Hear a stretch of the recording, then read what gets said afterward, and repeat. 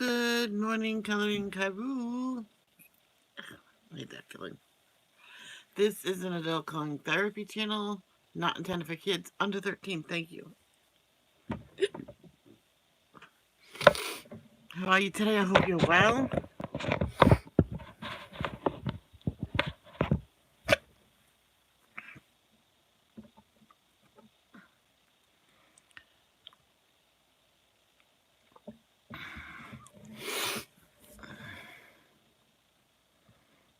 Give it a minute. Not even a minute. We have to start.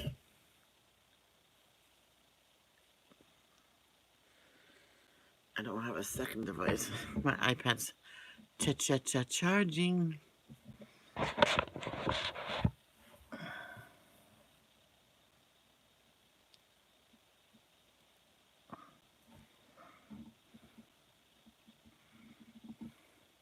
Well, let's get started. That's why I wanted to start at 10 of, but I lost track of time. So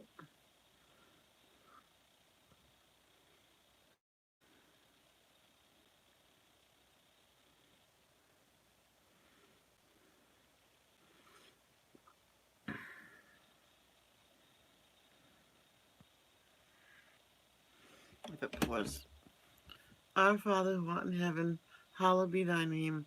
Thy kingdom come, thy will be done, on earth as it is in heaven. Give us this day our daily bread. Forgive us for our trespasses. Forgive those who trespass against us. Lead us not to temptation, but deliver us from evil. For thine is the kingdom, the power, and the glory, forever and ever. Amen. Thank you, Lord, for another beautiful day on your beautiful earth. And thank you for allowing us to wake up today. Thank you. Amen. So let's get started with Jesus Calling for May 24th.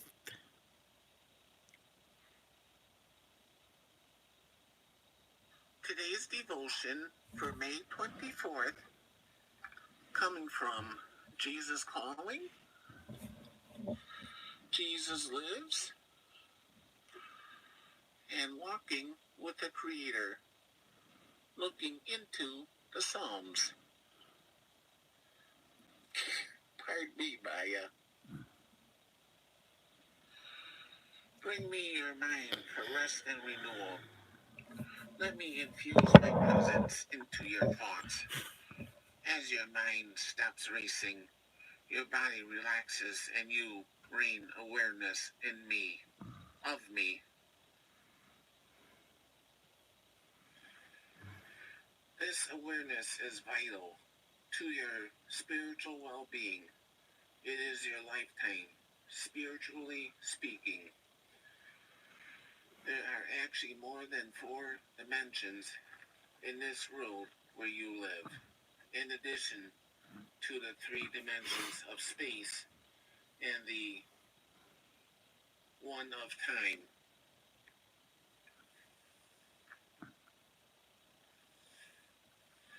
There is the dimension of openness to my presence. Hi, Arnie. The dimension transcends the others, You forgot again.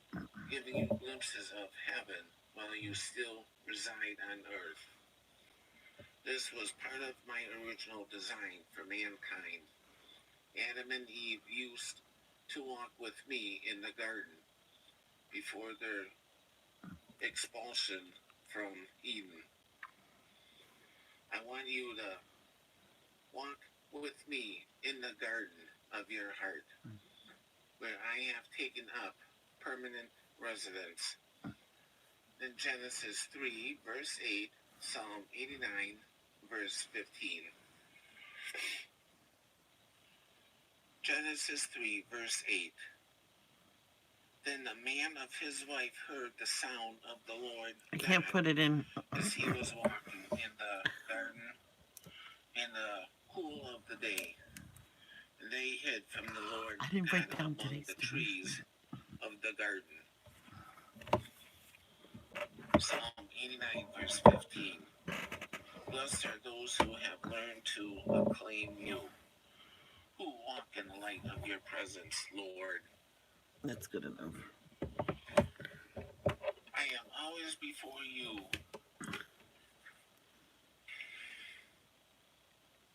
beckoning you on, one step at a time.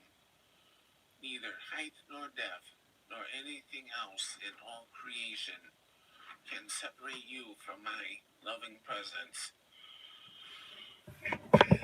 I want you to live your life focused on my presence in the present.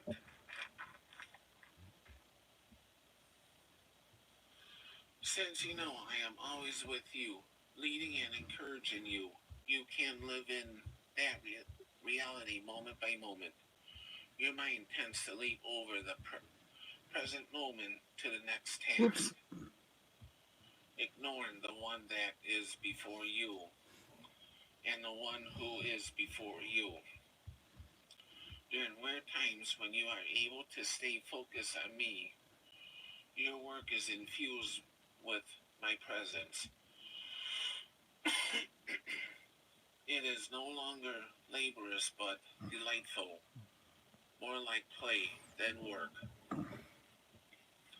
Living in collaboration with me can be a foretaste of heaven.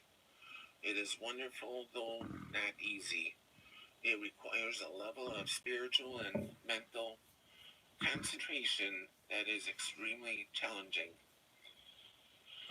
In the Psalms, David wrote about this collaborative way of living, declaring that he had set me always before him as a shepherd.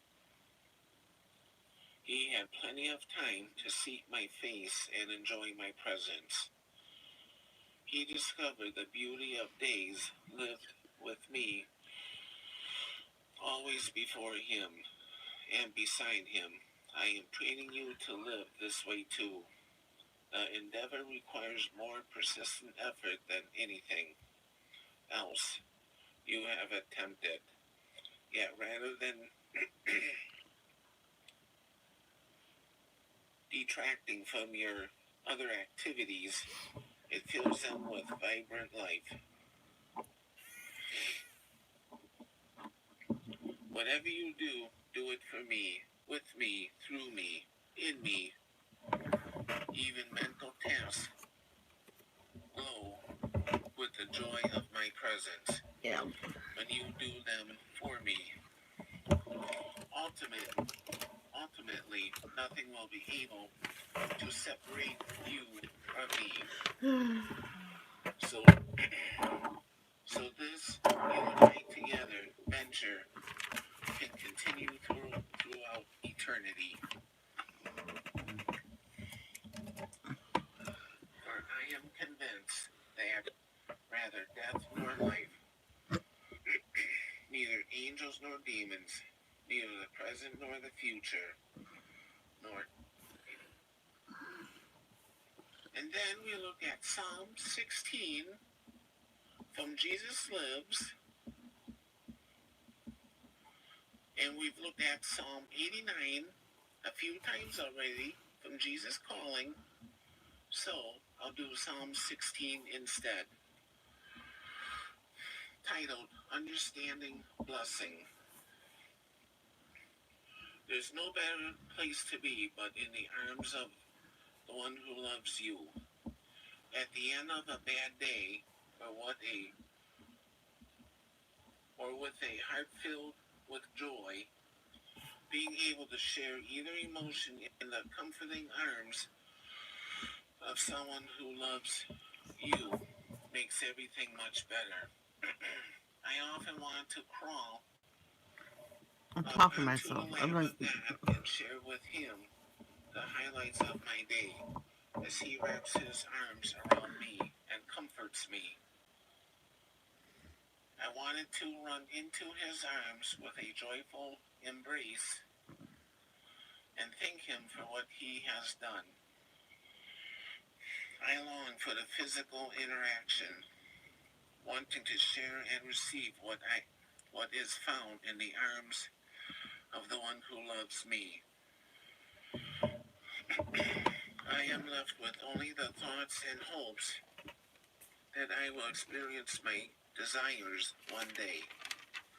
Like David, I know that though I do not feel God's arms wrapped around me, it is in Him that I can take refuge. It is my God who will keep me safe. When I come home, my grandson runs to me, and his uplifted arms are asking me to pick him up. On my hip, we walk and move about the house, and he is at rest, secure and happy as I hold him. Where I go, he wants to go. Where he wants to go, he wants me along. When he falls, he looks to me, and when he is excited, he wants to share with me.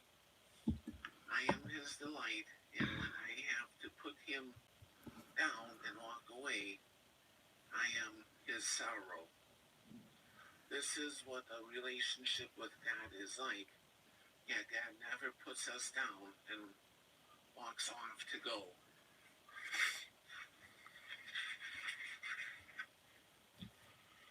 To work. He is always there holding us, taking care of us. He is our delight. With God as David's delight, David finds comfort that God has assigned him his portion. All that he will experience in life, God has set a plan for David that is secured in his relationship with God.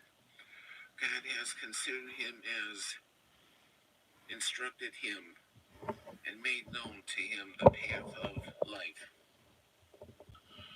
There is no better place to be but in the love of God. David, though comfort with God, surely longs for his physical presence much as we do. His hope and his joy come from knowing that when his life is over, God will fill him with the joy of his presence and the pleasure of his right hand. If my grandson could speak, he would tell you the happiest place is in Grandma's arms and in her presence. Just as I know the happiest place to be is in God's blessing and in his plan. Understanding this is to understand blessing. There's no better place to be. Thank you, Lord, for choosing me and loving me so much, for laying down a rich path for my life and being a so ever-present joy in my heart.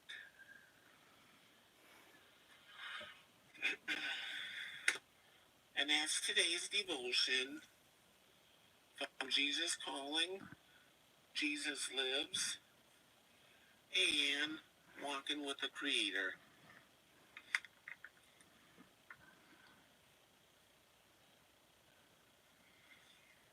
Today's devotion for May 24th. Thank you, Ernie. And now we'll start our 2-hour Bible reading with Job. Most likely, this will probably be the only one we read. It's quite long, I think. The Book of Job, Chapter 1. Prologue. There once was a man named Job who lived in the land of Uz. He was blameless, a man of complete integrity. He feared God and stayed away from evil. Sorry. He had 7 sons and 3 daughters. He owned 7,000 sheep, 3,000 camels, 500 teams of oxen, and 500 female donkeys. He also had many servants. He was, in fact, in that entire area. Job's sons would take turns preparing feasts in their homes, and they would also invite their 3 sisters to celebrate with them. When these celebrations ended, sometimes after several days, Job would purify his children. He would get up early in the morning and offer a burnt offering for each of them.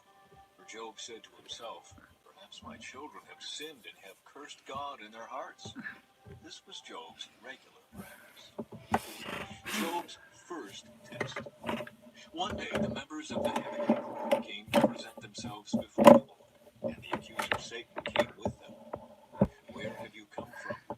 The Lord asked Satan. Satan answered the Lord, I have been patrolling the earth, watching everything that's going on. Then the Lord asked Satan, have you noticed my servant Job?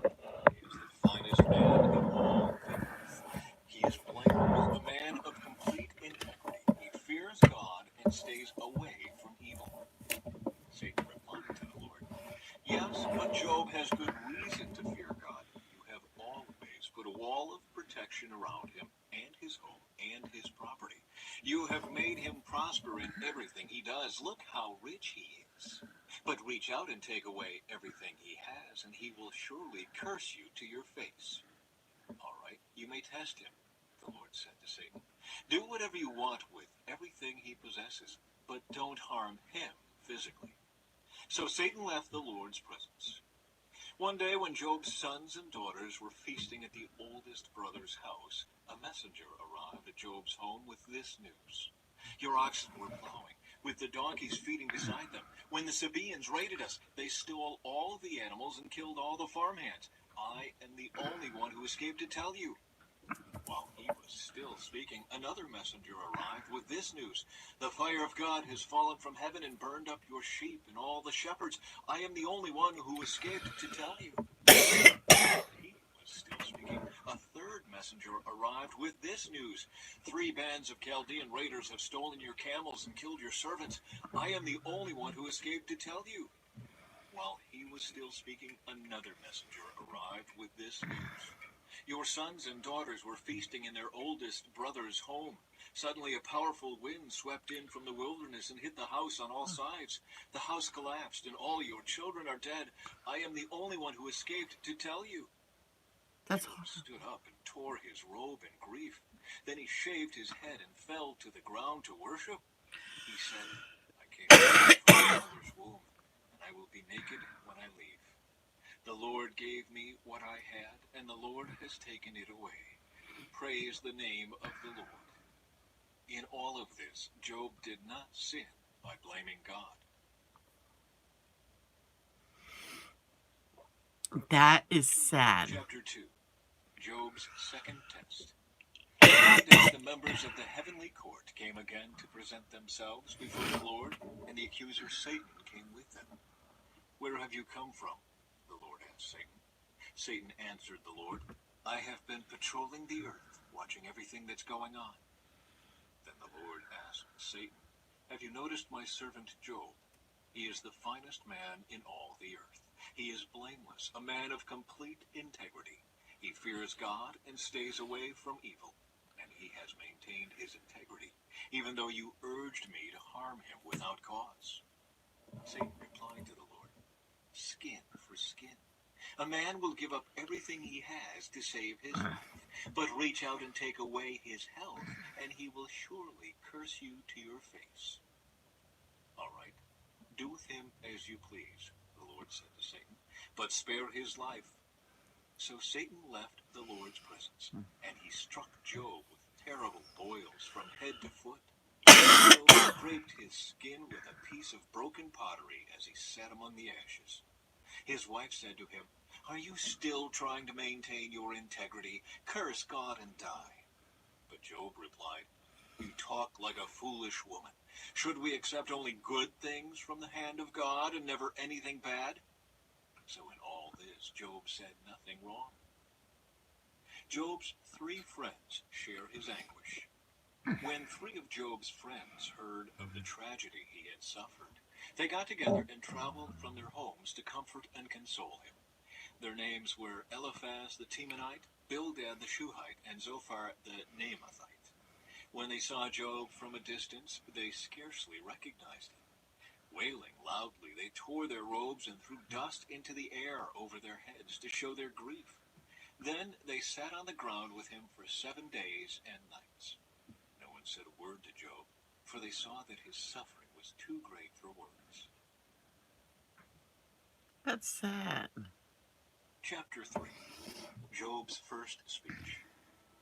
At last Job spoke, and he cursed the day of his birth. He said, "Let the day of my birth be erased, and the night I was conceived. Let that day be turned to darkness. Let it be lost even to God on high, and let no light shine on it. Let the darkness and utter gloom claim that day for its own. Let a black cloud overshadow it, and let the darkness terrify it. Let that night be blotted off the calendar, never again to be counted among the days of the year, never again to appear among the months. Let that night be childless. Let it have no joy. Let those who are experts at cursing, whose cursing could rouse Leviathan, curse that day. Let its morning stars remain dark. Let it hope for light, but in vain may it never see the morning light.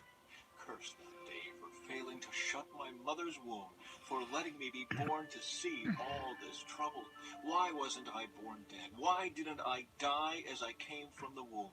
Why was I laid on my mother's lap? Why did she nurse me at her breasts? Had I died at birth, I would now be at peace. I would be asleep and at rest. I would rest with the world's kings and prime ministers, whose great buildings now lie in ruins. I would rest with princes rich in gold, whose palaces were filled with silver. Why wasn't I buried like a stillborn child, like a baby who never lives to see the light? For in death the wicked cause no trouble, and the weary are at rest. Even captives are at ease in death, with no guards to curse them. Rich and poor are both there, and the slave is free from his master. Oh, why give light to those in misery, and life to those who are bitter? They long for death, and it won't come. They search for death more eagerly than for hidden treasure. They're filled with joy when they finally die, and rejoice when they find the grave. Why is life given to those with no future, those God has surrounded with difficulties? I cannot eat for sighing. My groans pour out like water. What I always feared has happened to me. What I dreaded has come true. I have no peace, no quietness. I have no rest, only trouble comes. No. Chapter 4. Eliphaz's first response to Job. Then Eliphaz the Temanite replied to Job, "Will you be patient and let me say a word? For who could keep from speaking out? In the past you have encouraged many people. You have strengthened those who were weak. Your words have supported those who were falling. You encouraged those with shaky knees. But now when trouble strikes, you lose heart. You are terrified when it touches you. Doesn't your reverence for God give you confidence? Doesn't your life of integrity give you hope? Stop and think. Do the innocent die? When have the upright been destroyed? My experience shows that those who plant trouble and cultivate evil will harvest the same. A breath from God destroys them. They vanish in a blast of his anger. The lion roars and the wildcat snarls, but the teeth of strong lions will be broken. The fierce lion will starve for lack of prey, and the cubs of the lioness will be scattered. This truth was given to me in secret, as though whispered in my ear. It came to me in a disturbing vision at night, when people are in deep sleep. Fear gripped me, and my bones trembled. A spirit swept past my face, and my hair stood on end. The spirit stopped, but I couldn't see its shape. There was a form before my eyes. In the silence, I heard a voice say, "Can a mortal be innocent before God? Can anyone be pure before the Creator? If God does not trust his own angels and has charged his messengers with foolishness, how much less will he trust people made of clay? They are made of dust, crushed as easily as a moth. They are alive in the morning, but dead by evening, gone forever without a trace. Their tent cords are pulled, and the tent collapses, and they die in ignorance." Oh my God. I went to write Job and I went Kobe. Chapter 5. Eliphaz's response continues. Cry for help, but will anyone answer you? Which of the angels will help? Surely No, I spelled that wrong. I spelled that wrong. and jealousy kills the simple. I have seen that fools may be successful for the moment, but then comes sudden disaster. Their children are abandoned far from help. They are crushed in court with no one to defend them. The hungry devour their harvest, even when it is guarded by brambles. The thirsty pant after their wealth. But evil does not spring from the soil, and trouble does not sprout from the earth. People are born for trouble as readily as sparks fly up from a fire. If I were you, I would go to God and present my case to him. He does great things, too marvelous to understand. He performs countless miracles. He gives rain for the earth and water for the fields. He gives prosperity to the poor and protects those who suffer. He frustrates the plans of schemers so the work of their hands will not succeed. He traps the wise in their own cleverness so their cunning schemes are thwarted. They find it is dark in the daytime, and they grope at noon as if it were night. He rescues the poor from the cutting words of the strong and rescues them from the clutches of the powerful. And so at last the poor have hope, and the snapping jaws of the wicked are shut. But consider the joy of those collected by God. Do not despise the discipline of the Almighty when you sin. For though he wounds, he also bandages. He strikes, but his hands also heal. From 6 disasters he will rescue you. Even in the 7th, he will keep you from evil. He will save you from death in time of famine, from the power of the sword in time of war. You will be safe from slander and have no fear when destruction comes. You will laugh at destruction and famine. Wild animals will not terrify you. You will be at peace with the stones of the field, and its wild animals will be at peace with you. You will know that your home is safe. When you survey your possessions, nothing will be missing. You will have many children. Your descendants will be as plentiful as grass.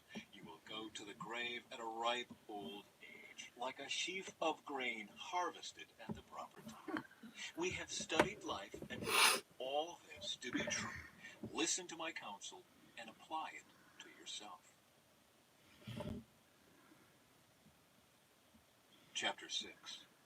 Job's second speech, a response to Eliphaz. Then Job spoke again. If my misery could be weighed and my troubles be put on the scales, they would outweigh all the sands of the sea. That is why I spoke impulsively. For the Almighty has struck me down with his arrows. Their poison infects my spirit. God's terrors are lined up against me. Don't I have a right to complain? Don't wild donkeys bray when they find no grass, and oxen bellow when they have no food? Don't people complain about unsalted food? Does anyone want the tasteless white of an egg? My appetite disappears when I look at it. I gag at the thought of eating it.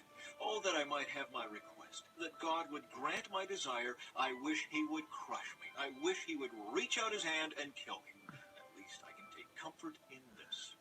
Despite the pain, I have not denied the words of the Holy One. But I don't have the strength to endure. I have nothing to live for. Do I have the strength of a stone? Is my body made of bronze? No, I am utterly helpless without any chance of success. One should be kind to a fainting friend, but you accuse me without any fear of the Almighty. My brothers, you have... Yeah, you can send me a funny video, and I'll watch it after this. Hi, Izzy. have proved as unreliable as a seasonal brook that overflows its banks in the spring when it is swollen with ice and melting snow. But when the hot weather arrives, the water disappears. The brook vanishes in the heat. The caravans turn aside to be refreshed, but there is nothing to drink, so they die. The caravans from Tema search for this water. The travelers from Sheba hope to find it. They count on it, but are disappointed. When they arrive, their hopes are dashed. You, too, have given no help. You have seen my calamity, and you are afraid. But why? Have I ever asked you for a gift? Have I begged for anything of yours for myself? Have I asked you to rescue me from my enemies, or to save me from ruthless people? Teach me, and I will keep quiet. Show me what I have done wrong. Honest words can be painful, but what do your criticisms amount to? Do you think your words are convincing when you disregard my cry of desperation? You would even send an orphan into slavery or sell a friend. Look at me. Would I lie to your face? Stop assuming my guilt, for I have done no wrong. You think I am lying? Don't I know the difference between right and wrong? Chapter 7. Is not all human life a struggle? Our lives are like that of a hired hand, like a worker who longs for the shade, like a servant waiting to be paid. I, too, have been assigned months of futility, long and weary nights of misery. Lying in bed, I think, when will it be morning? But the night drags on, and I toss till dawn. My body is covered with maggots and scabs. My skin breaks out, oozing with pus. Ugh. Job cries out to God. My days fly faster than a weaver's shuttle. They end without hope. Oh God, remember that my life is but a breath, and I will never again feel happiness. You see me now, but not for long. You will look for me, but I will be gone. Just as a cloud dissipates and vanishes, those who die will not come back. They are gone forever from their home, never to be seen again. I cannot keep from speaking. I must express my anguish. My bitter soul must complain. Am I a sea monster or a dragon that you must place me under guard? I think my bed will comfort me, and sleep will ease my misery. But then you shatter me with dreams and terrify me with visions. I would rather be strangled, rather die than suffer like this. I hate my life and don't want to go on living. Oh, leave me alone for my few remaining days. What are people, that you should make so much of us? That you should think of us so often? For you examine us every morning and test us every moment. Why won't you leave me alone at least long enough for me to swallow? If I have sinned, what have I done to you, O watcher of all humanity? Why make me your target? Am I a burden to you? Why not just forgive my sin and take away my guilt? For soon I will lie down in the dust and die. When you look for me, I will be gone. Chapter 8. Bildad's first response to Job. Then Bildad the Shuhite replied to Job, How long will you go on like this? You sound like a blustering wind.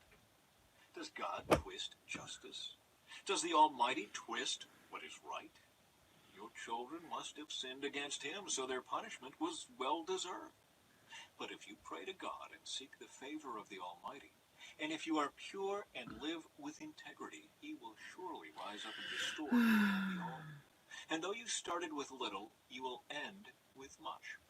Just ask the previous generation. Pay attention to the experience of our ancestors, for we were born but yesterday and know nothing. Our days on earth are as fleeting as a shadow. But those who came before us will teach you. They will teach you the wisdom of old. Can papyrus reeds grow tall without a marsh? Can marsh grass flourish without water? While they are still flowering, not ready to be cut, they begin to wither more quickly than grass. The same happens to all who forget God. The hopes of the godless evaporate. Their confidence hangs by a thread. They are like a creature's limb. They cling to their home for security, but it won't last. They try to hold it tight, but it will not endure. The godless seem like a lush plant growing in the sunshine, its branches spreading across the garden. Its roots grow down through a pile of stones. It takes hold on a bed of rocks. But when it is uprooted, it's as though it never existed. That's the end of its life. And others spring up from the earth to replace. Okay, when I type in the passage we're on, I accidentally deleted a Job 7, but we did still read it. But look, God will not reject a person of integrity, nor will he lend a hand to the wicked. He will once again fill your mouth with laughter and your lips with shouts of joy. Those who hate you will be clothed with shame, and the home of the wicked will be destroyed.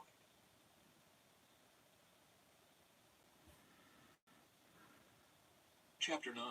Job's third speech, a response to Bildad. Then Job spoke again. Yes, I know all this is true in principle, but how can a person be declared innocent in God's sight? If someone wanted to take God to court, would it be possible to answer him even once in 1,000 times? For God is so wise and so mighty, who has ever challenged him successfully? Without warning, he moves the mountains, overturning them in his anger. He shakes the earth from its place, and its foundations tremble. If he commands it, the sun won't rise, and the stars won't shine. He alone has spread out the heavens and marches on the waves of the sea. He made all the stars, the Bear and Orion, the Pleiades, and the constellations of the southern sky. He does great things, too marvelous to understand. He performs countless miracles. Yet when he comes near, I cannot see him. When he moves by, I cannot see him go. If he snatches someone in death, who can stop him? Who dares to ask, "What are you doing?" And God does not restrain his anger. Even the monsters of the sea are crushed beneath his feet. So who am I that I should try to answer God or even reason with him? Even if I were right, I would have no defense. I could only plead for mercy. And even if I summoned him and he responded, I'm not sure he would listen to me. For he attacks me with a storm and repeatedly wounds me without cause. He will not let me catch my breath, but fills me instead with bitter sorrows. If it's a question of strength, he's the strong one. If it's a matter of justice, who dares to summon him to court? Though I am innocent, my own mouth would pronounce me guilty. Though I am blameless, We might it read would the same prove me thing. wicked. I am innocent, but it makes no difference to me. I despise my life. Innocent or wicked, it is all the same to God. That's why I say he destroys both the blameless and the wicked. When a plague sweeps through, he laughs at the death of the innocent. The whole earth is in the hands of the wicked, and God blinds the eyes of the judges. If he's not the one who does it, who is? My life passes more swiftly than a runner. It flees away without a glimpse of happiness. It disappears like a swift papyrus boot, like an eagle swooping down on its prey. If I decided to forget my complaints, to put away my sad face and be cheerful, I would still dread all the pain, for I know you will not find me innocent, O God. Whatever happens, I will be found guilty. So what's the use of trying? Even if I were to wash myself with soap and clean my hands with lye, you would plunge me into a muddy ditch, and my own filthy clothing would hate me. God is not a mortal like me, so I cannot argue with him or take him to trial. If only there were a mediator between us, someone who could bring us together.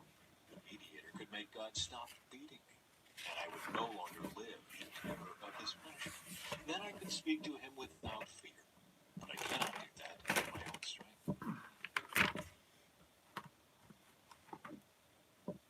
Chapter 10. Job frames his plea to God. I am disgusted with my life. Let me complain freely. My bitter soul must complain. I will say to God, don't simply condemn me. Tell me the charge you are bringing against me. What do you gain by oppressing me? Why do you reject me, the work of your own hands, while smiling on the schemes of the wicked? Are your eyes like those of a human?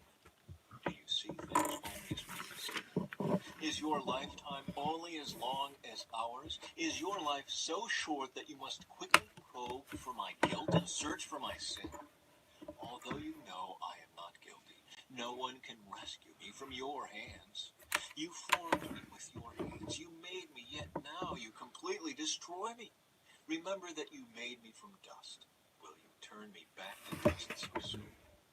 You guided my conception and formed me in the womb.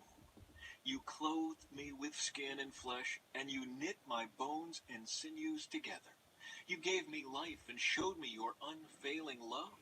My life was preserved by your care. Yet your real motive, your true intent was to watch me. And if I sinned, you would not forgive my guilt. If I am guilty, too bad for me. And even if I'm innocent, I can't hold my head high, because I am filled with shame and misery. And if I hold my head high, you hunt me like a lion and display your awesome power against me. Again and again you witness against me. You pour out your growing anger on me and bring fresh armies against me. Why then did you deliver me from my mother's womb? Why didn't you let me die at birth? It would be as though I had never existed, going directly from the womb to the grave. I have only a few days left, so leave me alone that I may have a moment of comfort before I leave, never to return, for the land of darkness and utter gloom. It is a land as dark as midnight, a land of gloom and confusion, where even the light is dark as midnight. Chapter 11. Zophar's first response Just to put. Job. Then Zophar the Naamathite replied to I'll Job, put it like this. shouldn't someone answer this torrent of words? Isn't he proved innocent just by a lot of talking? Should I remain silent while you babble on? When you mock God, shouldn't someone make you ashamed? You claim, my beliefs are pure, and I am clean in the sight of God. If only God would speak. If only he would tell you what he thinks. If only he would tell you the secrets of wisdom, for true wisdom is not a simple matter. Listen, God is doubtless punishing you far less than you deserve. Can you solve the mysteries of God? Can you discover everything about the Almighty? Such knowledge is higher than the heavens. And who are you? It is deeper than the underworld. What do you know? It is broader than the earth and wider than the sea. If God comes and puts a person in prison or calls the court to order, who can stop him? For he knows those who are false, and he takes note of all their sins. An empty-headed person won't become wise any more than a wild donkey can bear a human child. If only you would prepare your heart and lift up your hands to him in prayer. Get rid of your sins and leave all iniquity behind you. Then your face will brighten with innocence. You will be strong and free of fear. You will forget your misery. It will be like water flowing away. Your life will be brighter than the noonday. Even darkness will be as bright as morning. Having hope will give you courage. You will be protected and will rest in safety. You will lie down unafraid, and many will look to you for help. But the wicked will be blinded. They will have no escape. Their only hope is death. Chapter 12. Job's fourth speech. A response to Zophar. Then Job spoke again. You people really know everything, don't you? And when you die, wisdom will die with you. Well, I know a few things myself, and you're no better than I am. Who doesn't know these things you've been saying? Yet my friends laugh at me, for I call on God and expect an answer. I am a just and blameless man, yet they laugh at me. People who are at ease mock those in trouble. They give a push to people who are stumbling. But robbers are left in peace, and those who provoke God live in safety, though God keeps them in his power. Just ask the animals, and they will teach you. Ask the birds of the sky, and they will tell you. Speak to the earth, and it will instruct you. Let the fish in the sea speak to you. For they all know that my disaster has come from the hand of the Lord. For the life of every living thing is in his hand, and the breath of every human being. The ear tests the words it hears, just as the mouth distinguishes between foods. Wisdom belongs to the aged, and understanding to the old. Amen. But true wisdom and power are found in God. Counsel and understanding are his. What he destroys cannot be rebuilt. When he puts someone in prison, there is no escape. If he holds back the rain, the earth becomes a desert. If he releases the waters, they flood the earth. Yes, strength and wisdom are his. Deceivers and deceived are both in his power. He leads counselors away, stripped of good judgment. Wise judges become fools. He removes the royal robe of kings. They are led away with ropes around their waist. He leads priests away, stripped of status. He overthrows those with long years in power. He silences the trusted advisor and removes the insight of the elders. Pours disgrace upon princes and disarms the strong.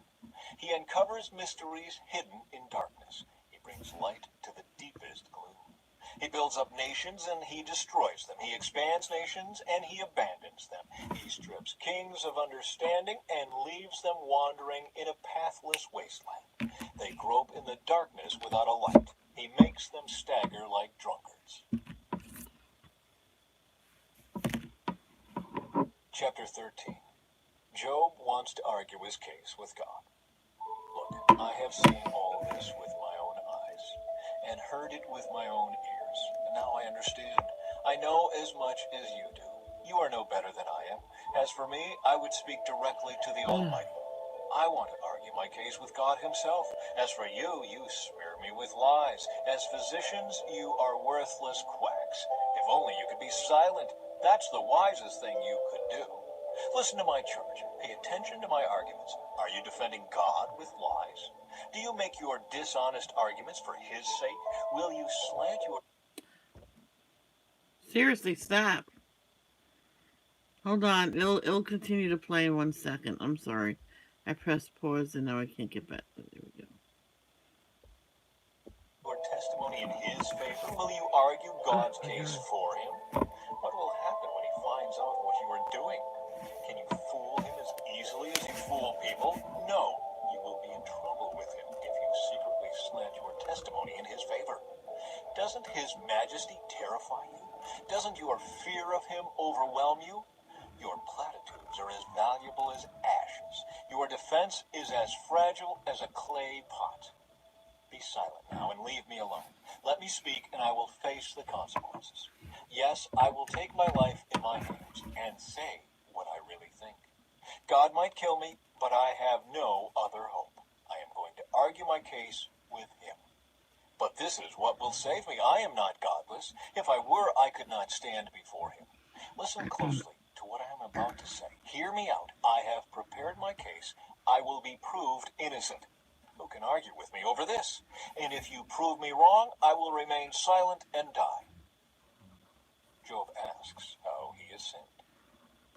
O God, grant me these two things, and then I will be able to face you. Remove your heavy hand from me and don't terrify me with your awesome presence. Now summon me and I will answer. Or let me speak to you and you reply. Tell me, what have I done wrong? Show me my rebellion and my sin. Why do you turn away from me? Why do you treat me as your enemy? Would you terrify a leaf blown by the wind? Would you chase dry straw? You write bitter accusations against me and bring up all the sins of my youth. You put my feet in stocks. You examine all my paths. You trace all my footprints. I waste away like rotting wood, like a moth-eaten coat. Oh dear. Chapter 14.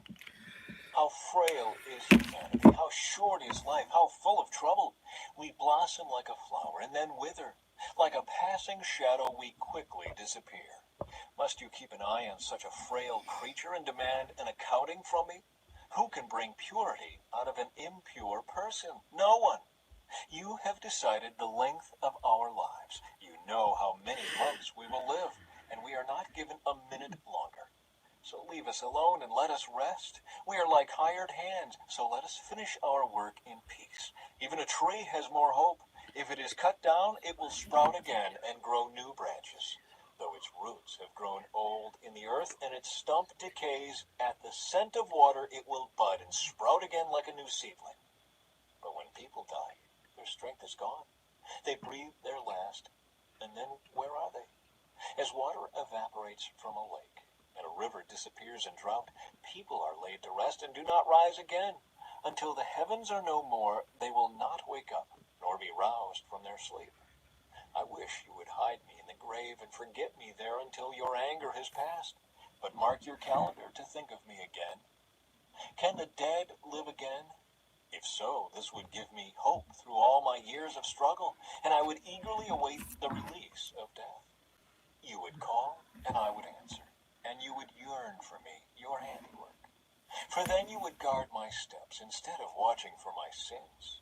My sins would be sealed in a pouch, and you would cover my guilt.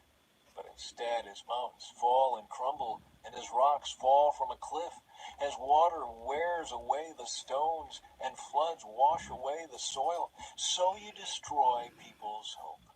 You always overpower them, and they pass from the scene. You disfigure them in death and send them away. They never know if their children grow up in honor or sink to insignificance.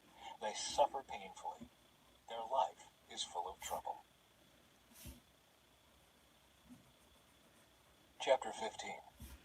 Eliphaz's second response to Job.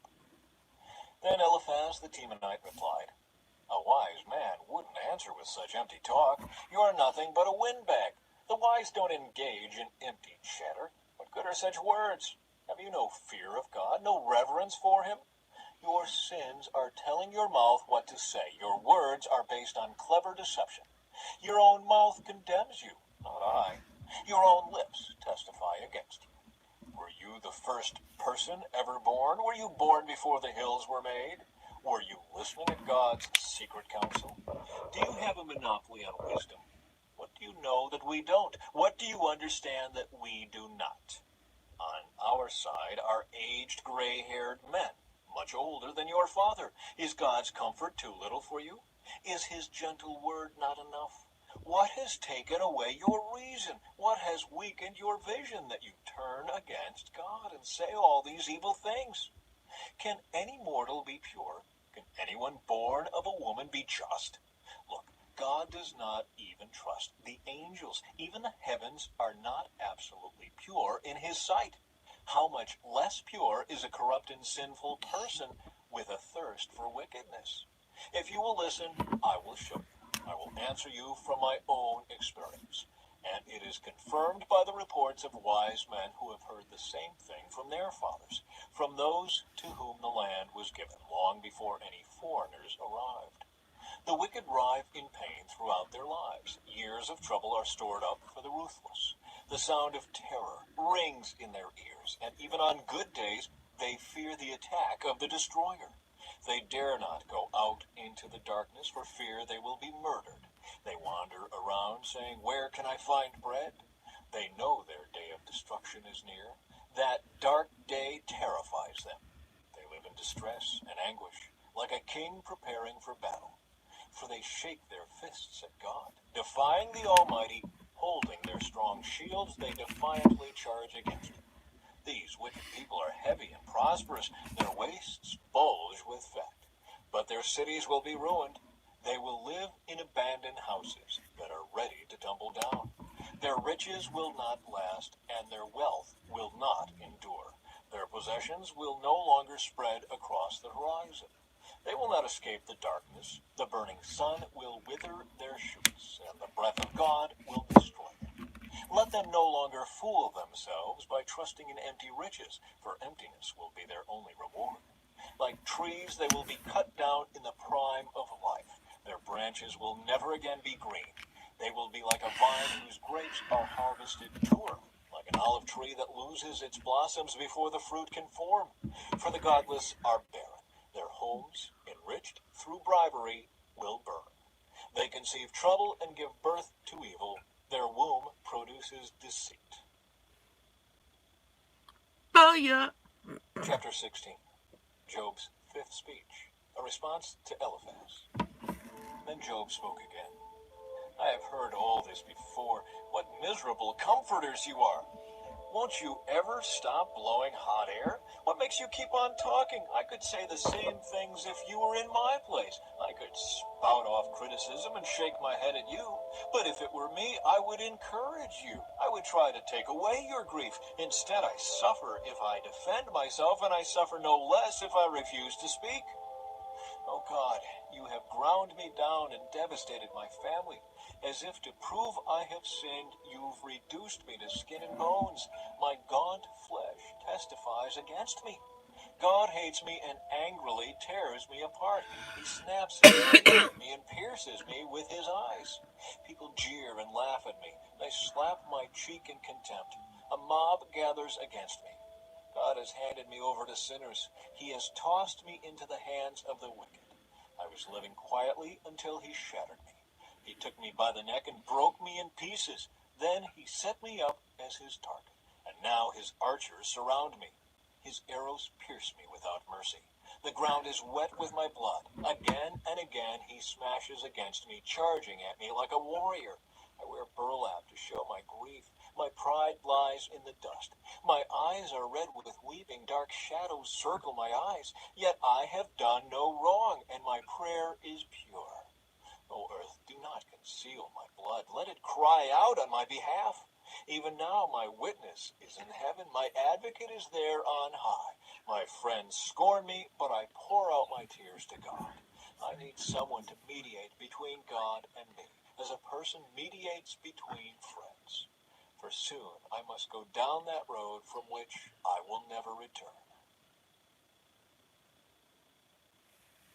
Chapter 17. Job continues to defend defend his innocence. My spirit is crushed, and my life is nearly snuffed out. The grave is ready to receive me. I am surrounded by mockers. I watch how bitterly they taunt me. You must defend my innocence, O God, since no one else will stand up for me. You have closed their minds to understanding, but do not let them triumph. They betray their friends for their own advantage, so let their children faint with hunger. God has made a mockery of me among the people. They spit in my face. My eyes are swollen with weeping, and I am but a shadow of my former self. The virtuous are horrified when they see me. The innocent rise up against the ungodly. The righteous keep moving forward, and those with clean hands become stronger and stronger. As for all of you, come back with a better argument, though I still won't find a wise man among you. My days are over. My hopes have disappeared. My heart's desires are broken. These men say that night is day. They claim that the darkness is light. What if I go to the grave and make my bed in darkness? What if I call the grave my father, and the maggot my mother or my sister? Where then is my hope? Can anyone find it? No, my hope will go down with me to the grave. We will rest together in the dust. Chapter 18. Bildad's second response to Job. Then Bildad the Shuhite replied, How long before you stop talking? Speak sense if you want us to answer. Do you think we are mere animals? Do you think we are stupid? You may tear out your hair in anger, but will that destroy the earth? Will it make the rocks tremble? Surely the light of the wicked will be snuffed out. The sparks of their fire will not glow. The light in their tent will grow dark. The lamp hanging above them will be quenched. The confident stride of the wicked will be shortened. Their own schemes will be their downfall. The wicked walk into a net. They fall into a pit. A trap grabs them by the heel. A snare holds them tight. A noose lies hidden on the ground. A rope is stretched across their path. Terrors surround the wicked and trouble them at every step. Hunger depletes their strength, and calamity waits for them to stumble. Disease eats their skin. Death devours their limbs. They are torn from the security of their homes and are brought down to the king of terrors. The homes of the wicked will burn down. Burning sulfur rains on their houses. Their roots will dry up and their branches will wither. All memory of their existence will fade from the earth. No one will remember their names. They will be thrust from light into darkness, driven from the world. They will have neither children nor grandchildren, nor any survivor in the place where they live. People in the West are appalled at their fate. People in the East are horrified. They will say, This was the home of a wicked person, the place of one who rejected God. Chapter 19. Job's sixth speech, a response to Bildad. Then Job spoke again. How long will you torture me? How long will you try to crush me with your words? You have already insulted me 10 times. You should be ashamed of treating me so badly, even if I have sinned. That is my concern, not yours. You think you're better than I am, using my humiliation as evidence of my sin. But it is God who has wronged me, capturing me in his net. I cry out, help, but no one answers me. I protest, but there is no justice. God has blocked my way so I cannot move. He has plunged my path into darkness. He has stripped me of my honor and removed the crown from my head. He has demolished me on every side. I am finished. He has uprooted my hope like a fallen tree. His fury burns against me. He counts me as an enemy. His troops advance. They build up roads to attack me. They camp all around my tent. My relatives stay far away, and my friends have turned against me. My family is gone, and my close friends have forgotten me. My servants and maids consider me a stranger. I am like a foreigner to them. When I call my servant, he doesn't come. I have to plead with him. My breath is repulsive to my wife. I am rejected by my own family. Even young children despise me. When I stand to speak, they turn their backs on me. My close friends detest me. Those I loved have turned against me. I have been reduced to skin and bones, and have escaped death by the skin of my teeth. Have mercy on me, my friends. Have mercy, for the hand of God has struck me. Must you also persecute me like God does? Haven't you chewed me up enough?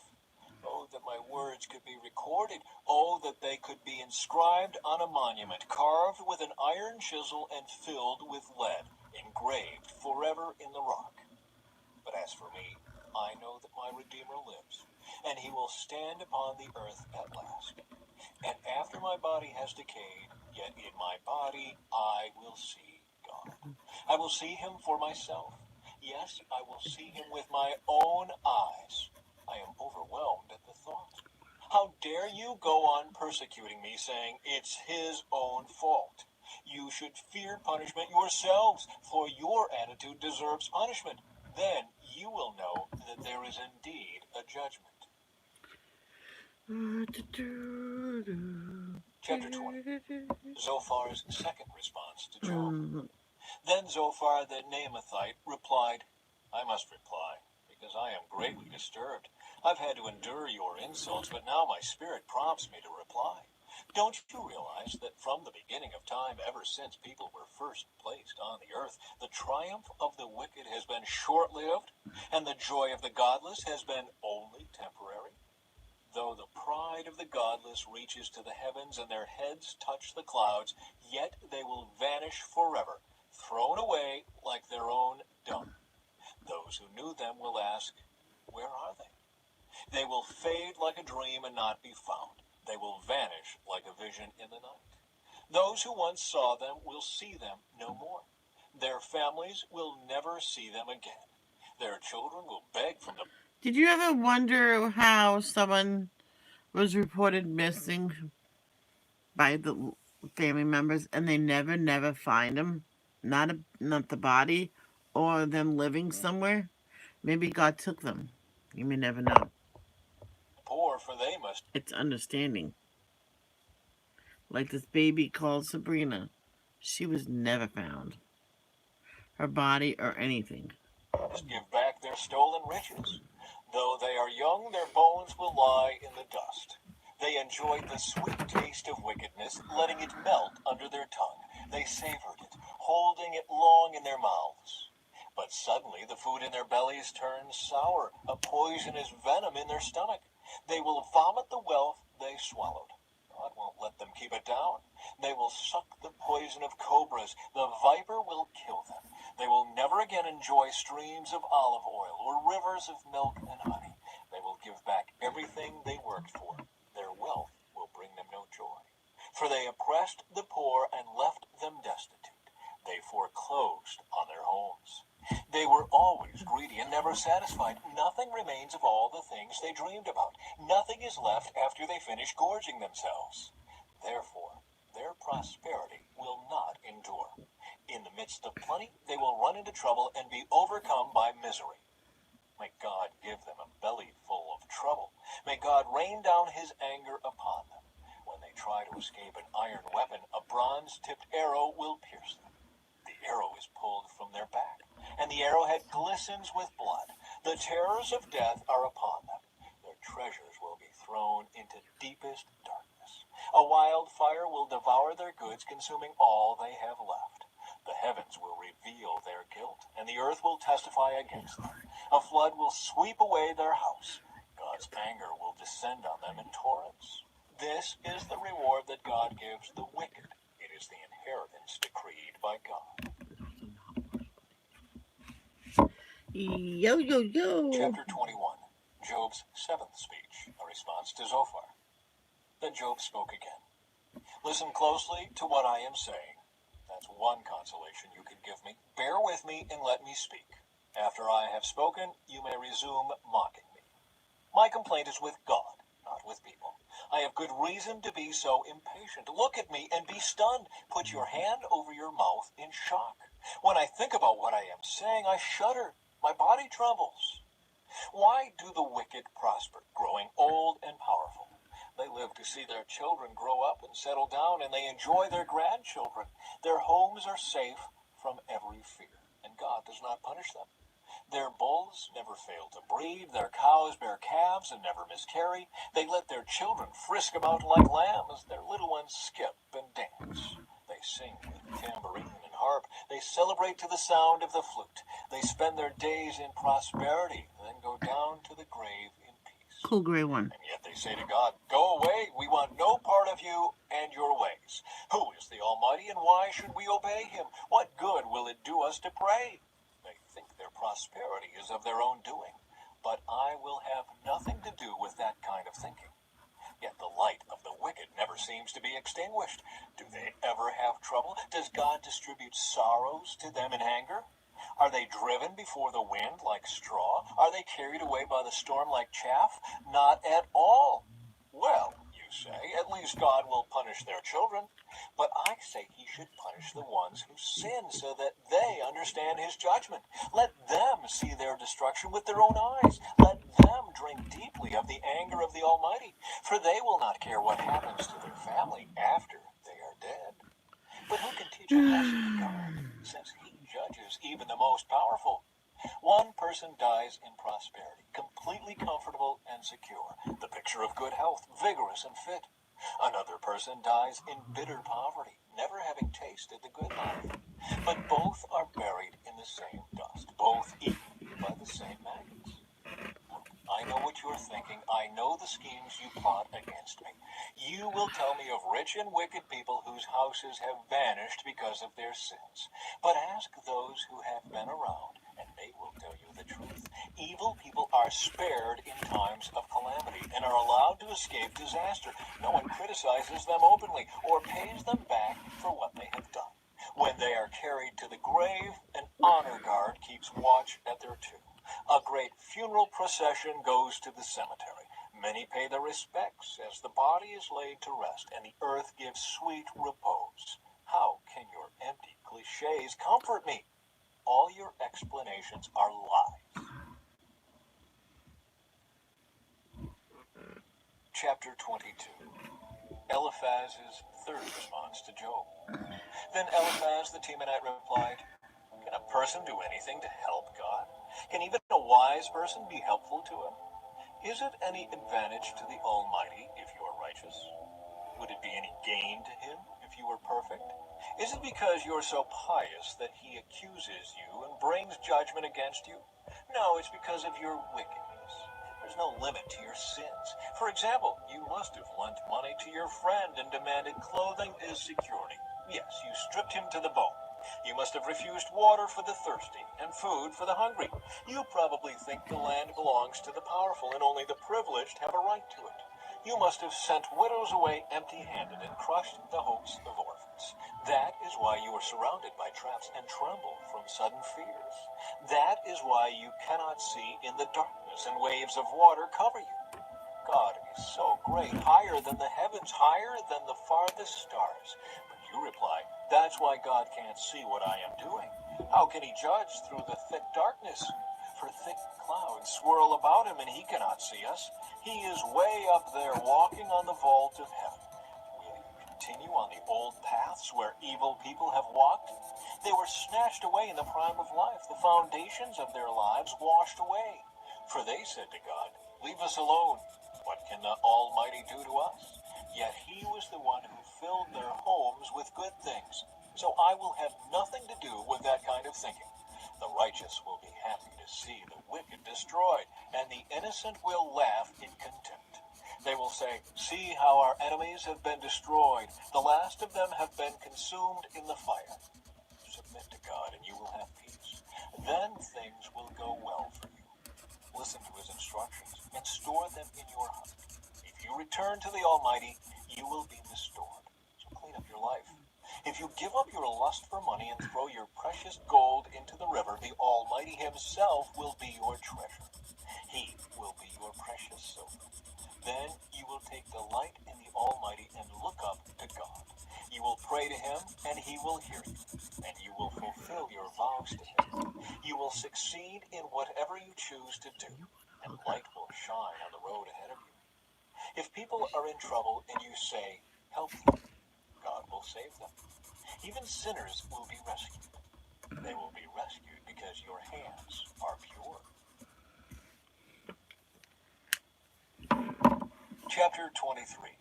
Job's eighth speech, a response to Eliphaz. Then Job spoke again. My complaint today is still a bitter one, and I try hard not to groan aloud. If only I knew where to find God, I would go to his court. I would lay out my case and present my arguments. Then I would listen to his reply and understand what he says to me. Would he use his great power to argue with me? No, he would give me a fair hearing. Honest people can reason with him, so I would be forever acquitted by my judge. I go east, but he is not there. I go west, but I cannot find him. I do not see him in the north, for he is hidden. I look to the south, but he is concealed. But he knows where I am going. And when he tests me, I will come out as pure as gold, for I have stayed on God's paths. I have followed his ways and not turned aside. I have not departed from his commands, but have treasured his words more than daily food.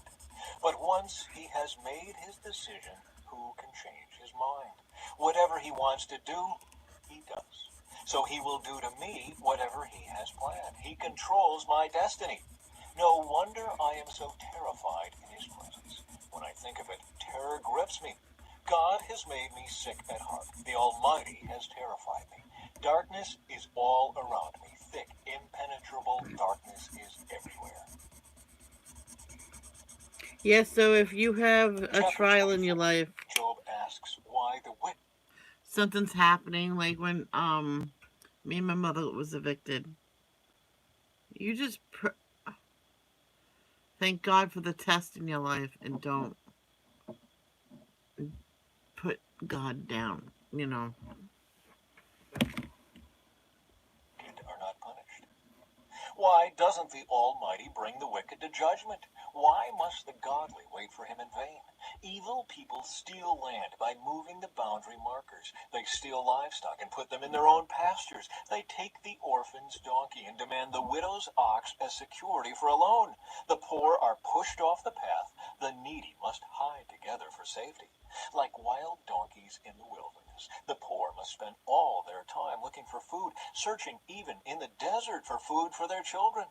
They harvest a field they do not own, and they glean in the vineyards of the wicked. All night they lie naked in the cold without clothing or covering. They are soaked by mountain showers, and they huddle against the rocks for want of a home. The wicked snatch a widow's child from her breast, taking the baby as security for a loan. The poor must go about naked without any clothing. They harvest food for others while they themselves are starving. They press out olive oil without being allowed to taste it, and they tread in the winepress as they suffer from thirst. The groans of the dying rise from the city, and the wounded cry for help, yet God ignores their moaning. Wicked people rebel against the light. They refuse to acknowledge its ways or stay in its paths. The murderer rises in the early dawn to kill the poor and needy. At night, he is a thief. The adulterer waits for the twilight, saying, "No one will see me then." He hides his face so no one will know him. Thieves break into houses at night and sleep in the daytime. They are not acquainted with the light. The black night is their morning. They ally themselves with the terrors of the darkness. But they disappear like foam down a river. Everything they own is cursed, and they are afraid to enter their own vineyards. The grave consumes sinners, just as drought and heat consume snow. Their own mothers will forget them. Maggots will find them sweet to eat. No one will remember them. Wicked people are broken like a tree in the storm. They cheat the woman who has no son to help her. They refuse to help the needy widow. God, in his power, drags away the rich. They may rise high, but they have no assurance of life. They may be allowed to live in security, but God is always watching them. And though they are great. You're probably wondering why I'm doing this all yellow. I'm going to get orange and here and there put orange in it. Now, in a moment, they will be gone like all others, cut off like heads of grain. Can anyone claim this? Who can prove me wrong? Chapter 25. Bildad's third response to Job. Then Bildad the Shuhite replied, "God is powerful and dreadful. He enforces promises peace in the heavens. Who is able to count his heavenly army? Doesn't his light shine on all the earth? How can a mortal be innocent before God? Can anyone born of a woman be pure? God is more glorious than the moon. He shines brighter than the stars. In comparison, people are maggots. We mortals are mere worms. That was Chapter 26. 25 is Job's short. speech, a response to Bildad. Then Job spoke again. How you have helped the powerless, how you have saved the weak, how you have enlightened my stupidity. What wise advice you have offered. Where have you gotten all these wise sayings? Whose spirit speaks through you? The dead tremble, those who live beneath the waters. The underworld is naked in God's presence. The place of destruction is uncovered. God stretches the northern sky over empty space and hangs the earth on nothing. He wraps the rain in his thick clouds, and the clouds don't burst with the weight. He covers the face of the moon, shrouding it with his clouds. He created the horizon when he separated the waters. He set the boundary between day and night. The foundations of heaven tremble. They shudder at his rebuke. By his power the sea grew calm. By his skill he crushed the great sea monster. His spirit made the heavens beautiful, and his power pierced the gliding serpent. These are just the beginning of all that he does, merely a whisper of his power. Who then can comprehend the thunder of his power? Chapter 27. Job's final speech. Job continued speaking.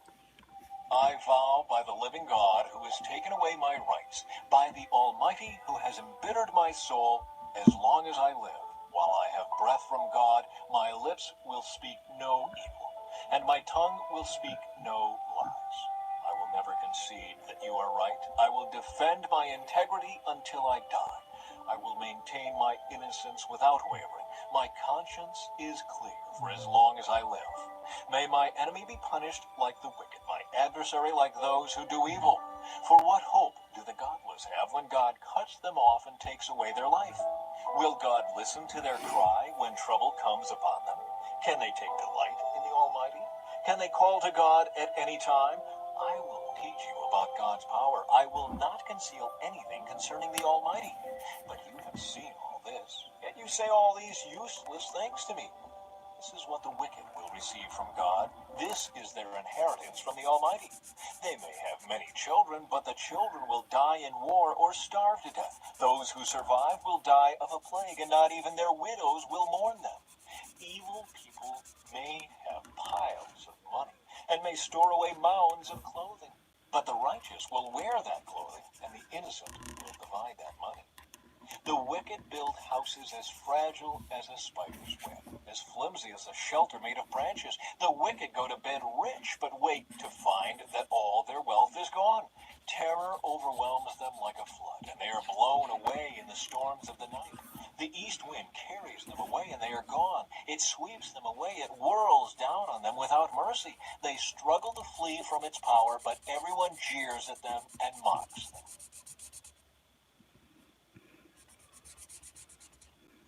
Chapter 28. Job speaks of wisdom and understanding. People know where to mine silver and how to refine gold. They know where to dig iron from the earth and how to smelt copper from rock. They know how to shine light in the darkness and explore the farthest regions of the earth as they search in the dark for ore. They sink a mine shaft into the earth, far from where anyone lives. They descend on ropes, swinging back and forth. Food is grown on the earth above, but down below the earth is melted as by fire. Here the rocks contain precious lapis lazuli, and the dust contains gold. These are treasures no bird of prey can see, no falcon's eye observe. No wild animal has walked upon these treasures, no lion has ever set his paw there. People know how to tear apart flinty rocks and overturn the roots of mountains. They cut tunnels in the rocks and uncover precious stones. They dam up the trickling streams and bring to light the hidden treasures. But do people know where to find wisdom? Where can they find understanding? No one knows where to find it, for it is not found among the living. It is not here, says the ocean. Nor is it here, says the sea. It cannot be bought with gold. It cannot be purchased with silver. It's worth more than all the gold of Ophir, greater than precious onyx or lapis lazuli. Wisdom is more valuable than gold and crystal. It cannot be purchased with jewels mounted in fine gold. Coral and jasper are worthless in trying to get it. The price of wisdom is far above rubies. Precious peridot from Ethiopia cannot be exchanged for it. It's worth more than the purest gold. But do people know where to find wisdom? Where can they find understanding? It is hidden from the eyes of all humanity. Even the sharp-eyed birds in the sky cannot discover it. Destruction and death say, we've heard only rumors of where wisdom can be found. God alone understands the way to wisdom. He knows where it can be found, for he looks throughout the whole earth and sees everything under the heavens. He decided how hard the winds should blow and how much rain should fall. He made the laws for the rain and laid out a path for the lightning. Then he saw wisdom and evaluated it. He set it in place and examined it thoroughly. And this is what he says to all humanity. The fear of the Lord is true wisdom. To forsake evil is real understanding. Chapter 29. Job speaks of his former blessings. Job continued speaking. I long for the years gone by when God took care of me, when he lit up the way before me and I walked safely through the darkness. When I was in my prime, God's friendship was felt in my home. The Almighty was still with me and my children were around me.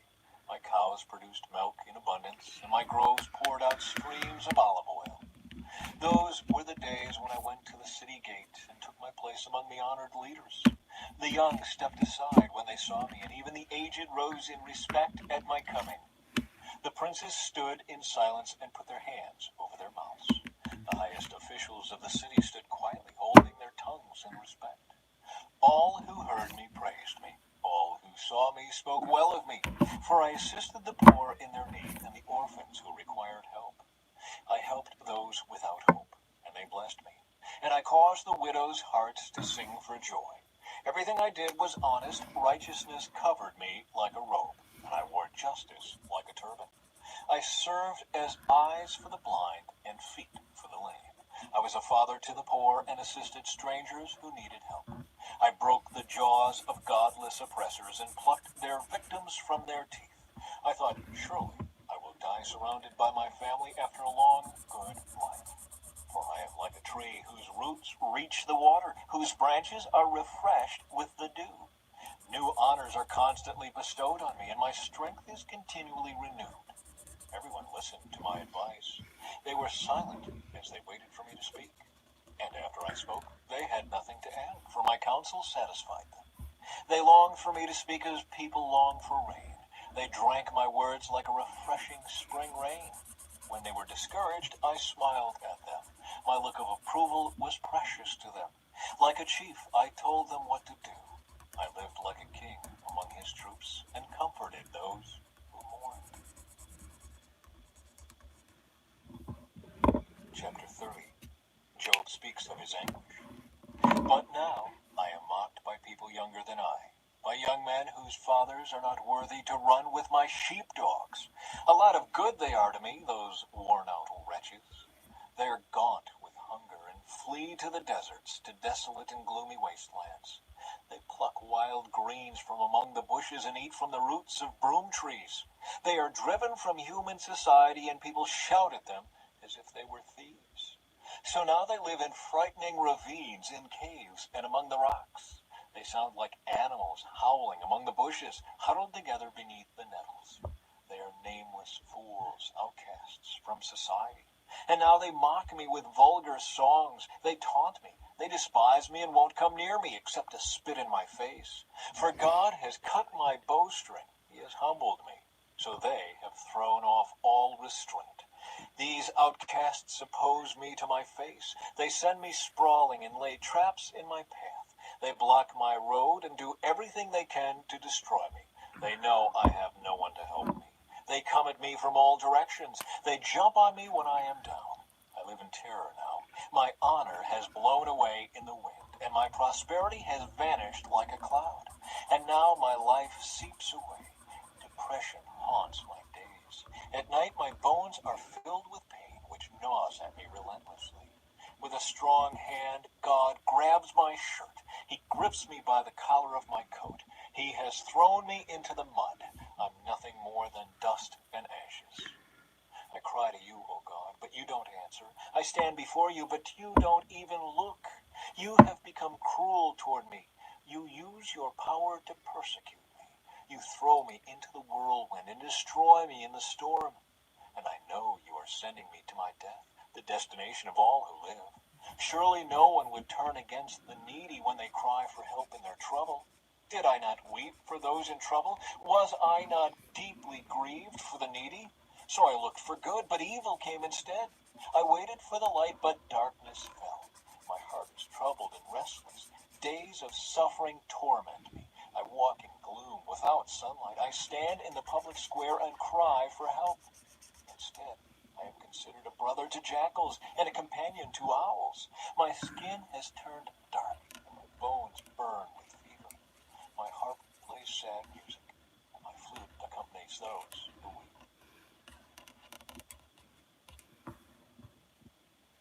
Chapter 31. Job's final protest to innocence. I made a covenant with my eyes not to look with lust at a young woman. For what has God above chosen for us? What is our inheritance from the Almighty on high? Isn't it calamity for the wicked and misfortune for those who do evil? Doesn't he see everything I do and every step I take? Have I lied to anyone or deceived anyone? Let God weigh me on the scales of justice, for he knows my integrity.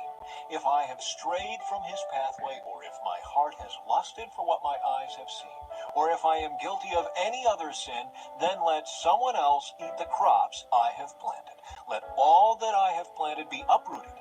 If my heart has been seduced by a woman, or if I have lusted for my neighbor's wife, then let my wife belong to another man. Let other men sleep with her. For lust is a shameful sin, a crime that should be punished. It is a fire that burns all the way to hell. It would wipe out everything I own. If I have been unfair to my male or female servants when they brought their complaints to me, how could I face God? What could I say when he questioned me? For God created both me and my servants. He created us both in the womb. Have I refused to help the poor or crushed the hopes of widows? Have I been stingy with my food and refused to share it with orphans?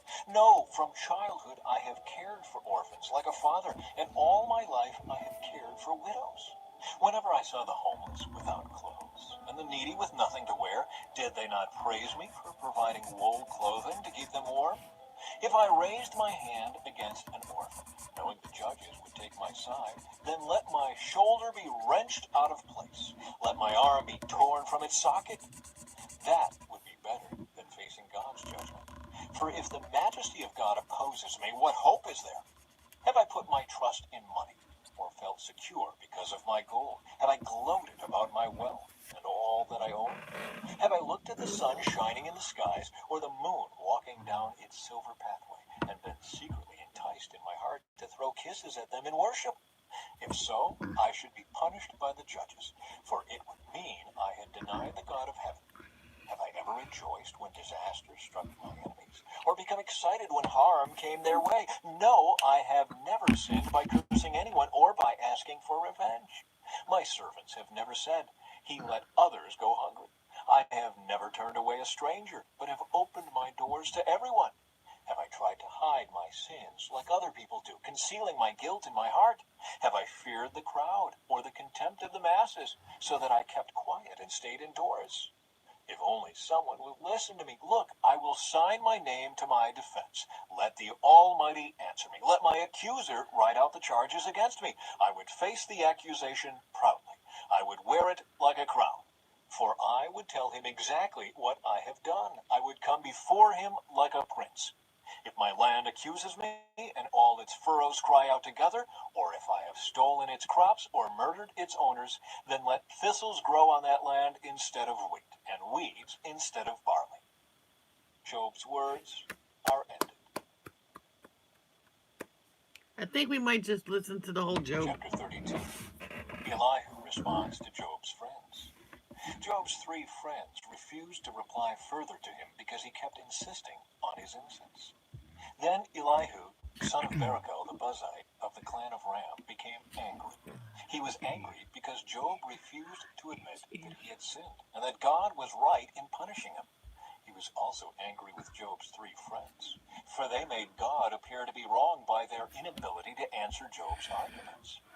Elihu had waited for the others to speak to Job because they were older than he.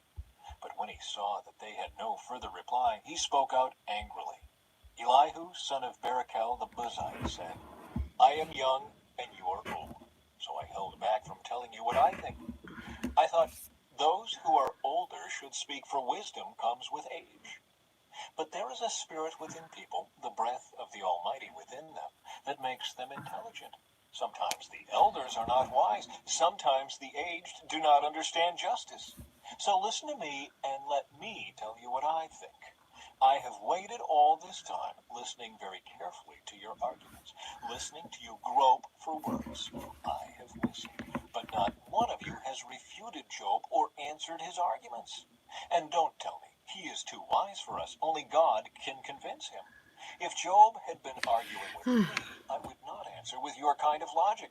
You sit there baffled with nothing more to say.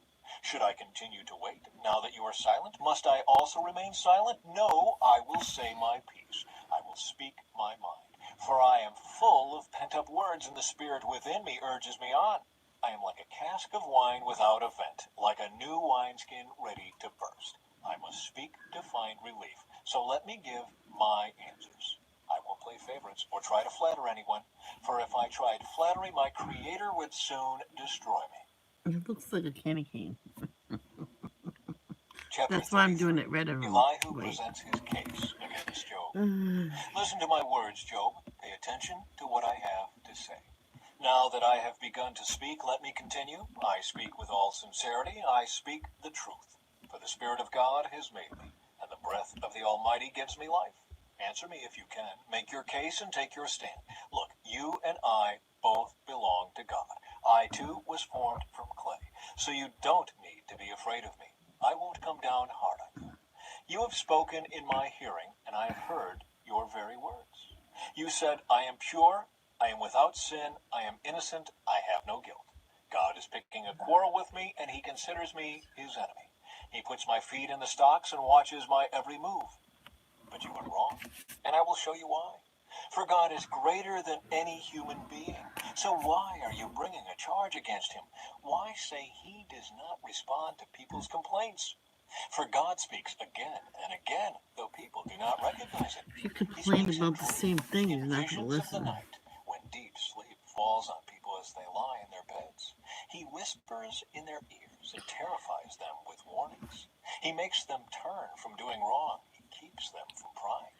He protects them from the grave, from crossing over the river of death. Or God disciplines people with pain on their sick beds, with ceaseless aching in their bones. They lose their appetite for even the most delicious food. Their flesh wastes away and their bones stick out. They are at death's door. The angels of death wait for them. But if an angel from heaven appears, a special messenger to intercede for a person and declare that he is upright, he will be gracious and say, rescue him from the grave, for I have found a ransom for his life.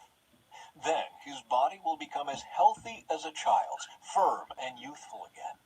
When he prays to God, he will be accepted. And God will receive him with joy and restore him to good standing.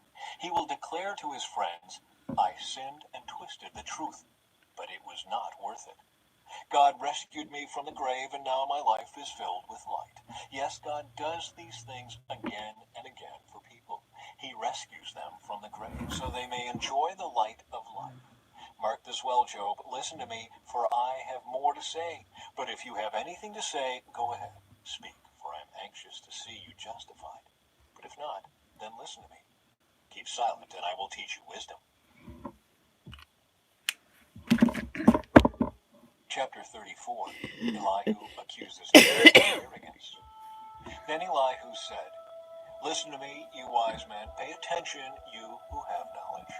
Job said, "The ear tests the words it hears, just as the mouth distinguishes between foods. So let us discern for ourselves what is right. Let us learn together what is good." For Job also said, "I am innocent, but God has taken away my rights. I am innocent, but they call me a liar. My suffering is incurable, though I have not sinned." Tell me, has there ever been a man like Job with his thirst for irreverent talk? He chooses evil people as companions. He spends his time with wicked men. He has even said, "Why waste time trying to please God?" Listen to me, you who have understanding. Everyone knows that God doesn't sin. The Almighty can do no wrong. He repays people according to their deeds. He treats people as they deserve. Truly, God will not do wrong. The Almighty will not twist justice. Did someone else put the world in his care? Who set the whole world in place? If God were to take back his spirit and withdraw his breath, all life would cease, and humanity would turn again to dust. Now listen to me, if you are wise. Cool, Pay Gray. attention to what I say. Could God govern if he hated justice? Are you going to condemn the Almighty Judge? For he says to kings, "You are wicked," and to nobles, "You are unjust." He doesn't care how great a person may be, and he pays no more attention to the rich than to the poor. He made them all. In a moment they die. In the middle of the night they pass away. The mighty are removed without human hand. For God watches how people live. He sees everything they do. No darkness is thick enough to hide the wicked from his eyes. We don't set the time when we will come before God in judgment. He brings the mighty to ruin without asking anyone, and he sets up others in their place. He knows what they do, and in the night he overturns and destroys them. He strikes them down because they are wicked, doing it openly for all to see. For they turned away from following him. They have no respect for any of his ways. They cause the poor to cry out, catching God's attention. He hears the cries of the needy. But if he chooses to remain quiet, who can criticize him? When he hides his face, no one can find him, whether an individual or a nation. He prevents the godless from ruling, so they cannot be a snare to the people. Why don't people say to God, "I have sinned, but I will sin no more"? Or, "I don't know what evil I have done. Tell me. If I have done wrong, I will stop at once." Must God tailor his justice to your demands? But you have rejected him. The choice is yours, not mine. Go ahead, share your wisdom with us. After all, bright people will tell me, and wise people will hear me say, "Job speaks out of ignorance. His words lack insight." Job, you deserve the maximum penalty for the wicked way you have talked. For you have added rebellion to your sin. You show no respect, and you speak many angry words against God.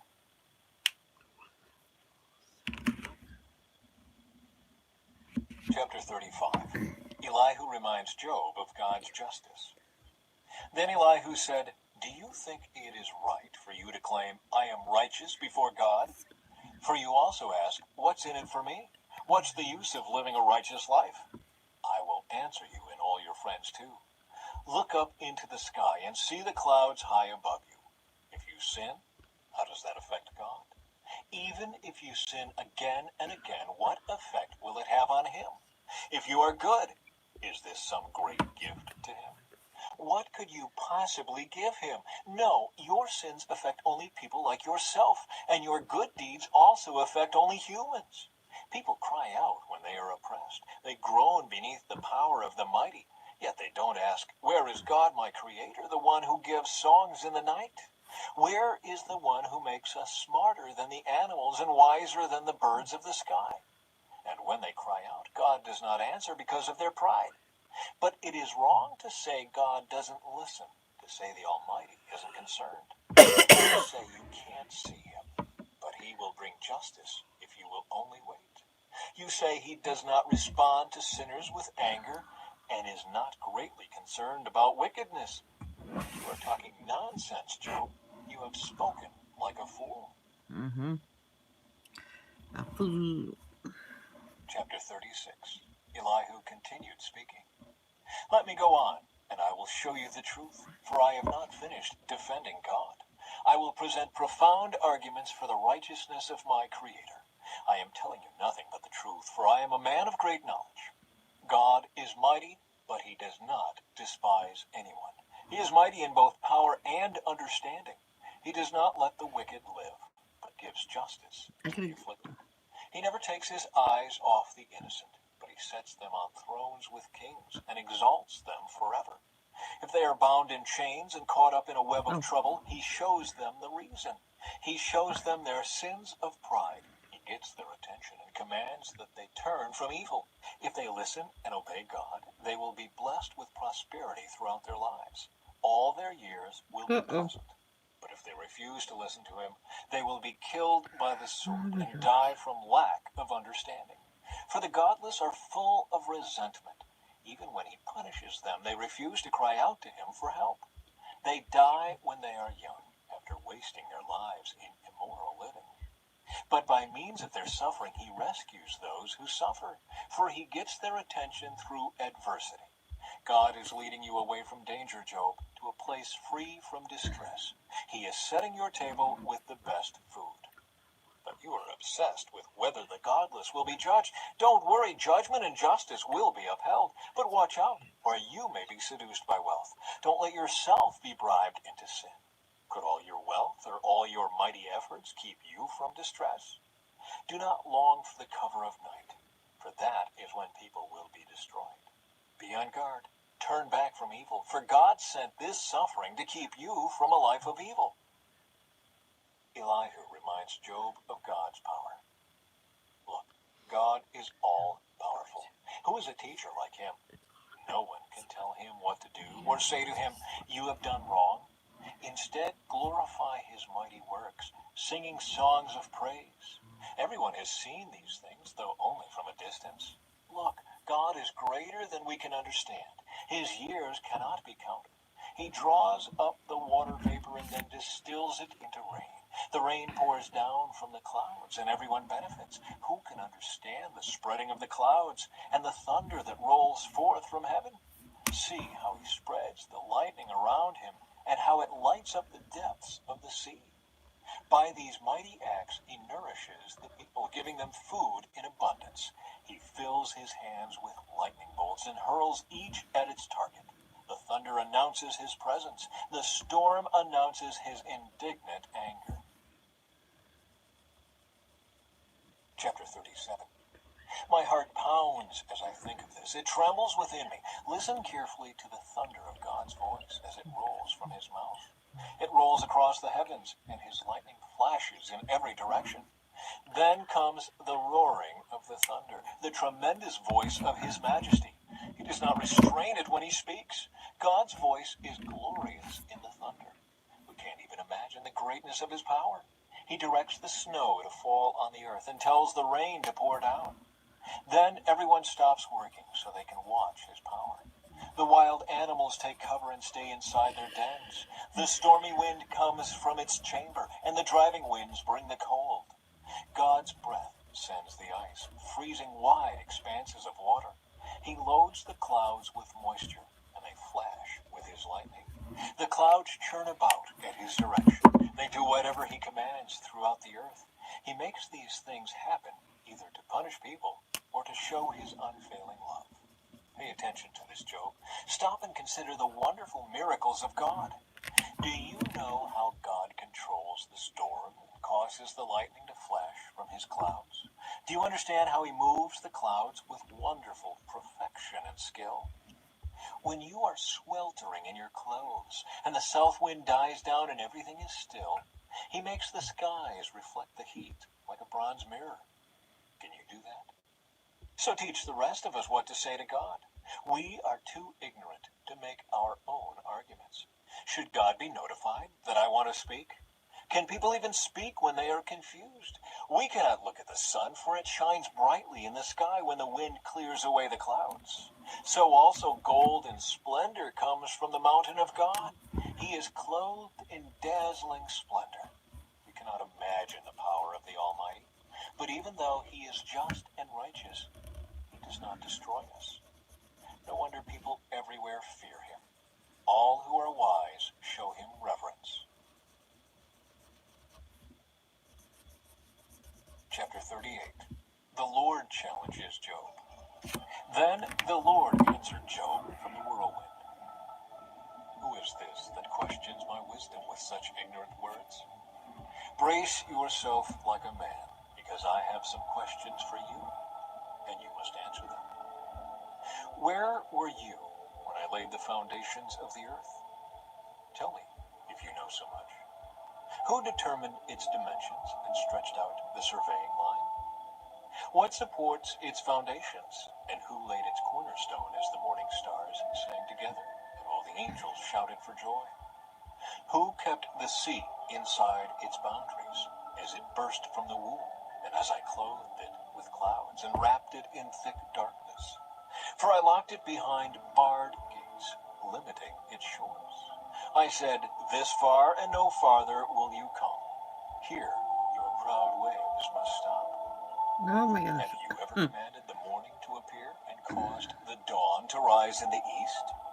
Have you made daylight spread to the ends of the earth to bring an end to the night's wickedness? As the light approaches, the earth takes shape like clay pressed beneath a seal. It is robed in brilliant colors. The light disturbs the wicked and stops the arm that is raised in violence. Have you explored the springs from which the seas come? Have you explored their depths? Do you know where the gates of death are located? Have you seen the gates of utter gloom? Do you realize the extent of the earth? Tell me about it if you know. Where does light come from, and where does darkness go? Can you take each to its home? Do you know how to get there? But of course you know all this, for you were born before it was all created, and you are so very experienced. Have you visited the storehouses of the snow, or seen the storehouses of hail? I have reserved them as weapons for the time of trouble, for the day of battle and war. Where is the path to the source of light? Where is the home of the east wind? Who created a channel for the torrents of rain? Who laid out the path for the lightning? Who makes the rain fall on barren land, in a desert where no one lives? Who sends rain to satisfy the parched ground and make the tender grass spring up? Does the rain have a father who gives birth to the dew? Who is the mother of the ice? Who gives birth to the frost from the heavens? For the water turns to ice as hard as rock, and the surface of the water freezes. Can you direct the movement of the stars, binding the cluster of the Pleiades, or loosening the cords of Orion? Can you direct the sequence of the seasons, or guide the bear with her cubs across the heavens? Do you know the laws of the universe? Can you use them to regulate the earth? Can you shout to the clouds and make it rain? Can you make lightning appear and cause it to strike as you direct? Who gives intuition to the heart and instinct to the mind? Who is wise enough to count all the clouds? Who can tilt the water jars of heaven when the parched ground is dry and the soil has hardened into clods? Can you stalk prey for a lioness and satisfy the young lion's appetites as they lie in their dens or crouch in the thicket? Who provides food for the ravens when their young cry out to God and wander about in hunger? Chapter 39. The Lord's challenge continues. Do you know when the wild goats give birth? Have you watched as deer are born in the wild? Do you know how many months they carry their young? Are you aware of the time of their delivery? They crouch down to give birth to their young and We deliver got 3 their more. offspring. Their young grow up in the open fields, then leave home and never return. Who gives the wild donkey its freedom? Who untied its ropes? I have placed it in the wilderness. Its home is the wasteland. It hates the noise of the city and has no driver to shout at it. The mountains are its pasture land, where it searches for every blade of grass. Will the wild ox consent to being tamed? Will it spend the night in your stall? Can you hitch a wild ox to a plow? Will it plow a field for you? Given its strength, can you trust it? Can you leave and trust the ox to do your work? Can you rely on it to bring home your grain and deliver it to your threshing floor? The ostrich flaps her wings grandly, but they are no match for the feathers of the stork. She lays her eggs on top of the earth, letting them be warmed in the dust. She doesn't worry that a foot might crush them or a wild animal might destroy them. She is harsh toward her young as if they were not her own. She doesn't care if they die. For God has deprived her of wisdom. He has given her no understanding. But whenever she jumps up to run, she passes the swiftest horse with its rider. Have you given the horse its strength, or clothed its neck with a flowing mane? Did you give it the ability to leap like a locust? Its majestic snorting is terrifying. It paws the earth and rejoices in its strength when it charges out to battle. It laughs at fear and is unafraid. It does not run from the sword. The arrows rattle against it, and the spear and javelin flash. It paws the ground fiercely and rushes forward into battle when the ram's horn blows. It snorts at the sound of the horn. It senses the battle in the distance. It quivers at the captain's commands and the noise of battle. Is it your wisdom that makes the hawk soar and spread its wings toward the south? Is it at your command that the eagle rises to the heights to make its nest? It lives on the cliffs, making its home on a distant rocky crag. From there it hunts its prey, keeping watch with piercing eyes. Its young gulp down blood. Where there's a carcass, there you'll find it. Chapter 40. Then the Lord said to Job, do you still want to argue with the Almighty? We won't get to 2 hours. You are God's critic. Do you have the answers? Job responds to the Lord. Then Job replied to the Lord, I am nothing. How could I ever find the answers? I will cover my mouth with my hand. I have said too much already. I have nothing more to say. The Lord challenges Job again. Then the Lord answered Job from the whirlwind. Brace yourself like a man, because I have some questions for you, and you must answer them. Will you discredit my justice and condemn me just to prove you are right? Are you as strong as God? Can you thunder with a voice like his? All right, put on your glory and splendor, your honor and majesty. Give vent to your anger, let it overflow against the proud. Humiliate the proud with a glance. Walk on the wicked where they stand. Bury them in the dust. Imprison them in the world of the dead. Then even I would praise you, for your own strength would save you. Take a look at Behemoth, which I made, just as I made you. It eats grass like an ox. See its powerful loins and the muscles of its belly. Its tail is as strong as a cedar. The sinews of its thighs are knit tightly together. Its bones are tubes of bronze. Its limbs are bars of iron. It is a prime example of God's handiwork, and only its creator can threaten it. The mountains offer it their best food, where all the wild animals play. It lies under the lotus plants, hidden by the weeds in the marsh. The lotus plants give it shade among the willows beside the stream. It is not disturbed by the raging river, not concerned when the swelling Jordan rushes around it. No one can catch it off guard or put a ring in its nose and lead it away. Chapter 41. The Lord's Challenge. One more after this. Well, no, Can not you quite. catch Leviathan with a hook or put a noose around its jaw? Can you tie it with a rope through the nose or pierce its jaw with a spike? Will it beg you for mercy or implore? I meant one more for Job after this, and then we'll just go into the next book because we have a good half hour more to go to make a 2-hour Bible reading. We also did Jesus Calling before we did the Bible reading. And Jesus Calling went over because I didn't start early enough. Are you for pity? Will it agree to work for you, to be your slave for life? Can you make it a pet, like a bird, or give it to your little girls to play with? Will merchants try to buy it, to sell it in their shops? Will its hide be hurt by spears, or its head by a harpoon? If you lay a hand on it, you will certainly remember the battle that follows. You won't try that again. No, it is useless to try to capture it. The hunter who attempts it will be knocked down. And since no one dares to disturb it, who then can stand up to me? Who has given me anything that I need to pay back? Everything under heaven is mine. I want to emphasize Leviathan's limbs and its enormous strength and graceful form. Who can strip off its hide, and who can penetrate its double layer of armor? Who could pry open its jaws? For its teeth are terrible. Its scales are like rows of shields, tightly sealed together. They are so close together that no air can get between them. Each scale sticks tight to the next. They interlock and cannot be penetrated. When it sneezes, it flashes light. Its eyes are like the red of dawn. Lightning leaps from its mouth. Flames of fire flash out.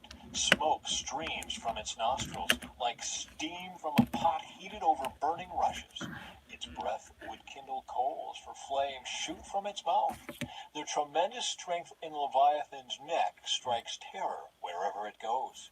Its flesh is hard and firm and cannot be penetrated. Its heart is hard as rock, hard as a millstone. When it rises, the mighty are afraid, gripped by terror. No sword can stop it, no spear, dart, or javelin. Iron is nothing but straw to that creature, and bronze is like rotten wood. Arrows cannot make it flee. Stones shot from a sling are like bits of grass. Clubs are like a blade of grass, and it laughs at the swish of javelins. Its belly is covered with scales as sharp as glass. It plows up the ground as it drags through the mud. Leviathan makes the water boil with its commotion. It stirs the depths like a pot of ointment. The water glistens in its wake, making the sea look white. Nothing on earth is its equal. No other creature is so fearless. Of all the creatures, it is the proudest. It is the king of beasts.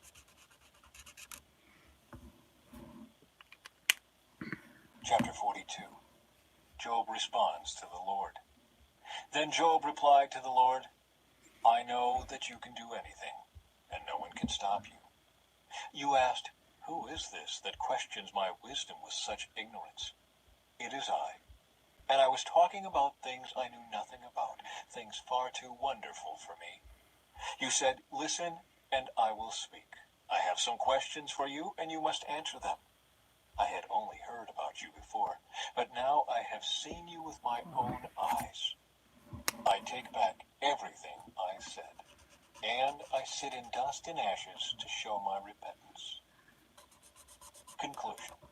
The Lord blesses Job.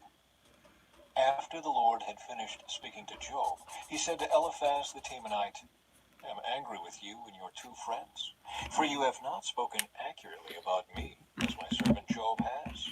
So take 7 bulls and 7 rams, and go to my servant Job, and offer a burnt offering for yourselves. My servant Job will pray for you, and I will accept his prayer on your behalf. I will not treat you as you deserve, for you have not spoken accurately about me, as my servant Job has. So Eliphaz the Temanite, Bildad the Shuhite, Zophar the Naamathite did as the Lord commanded them, and the Lord accepted. I am so sorry.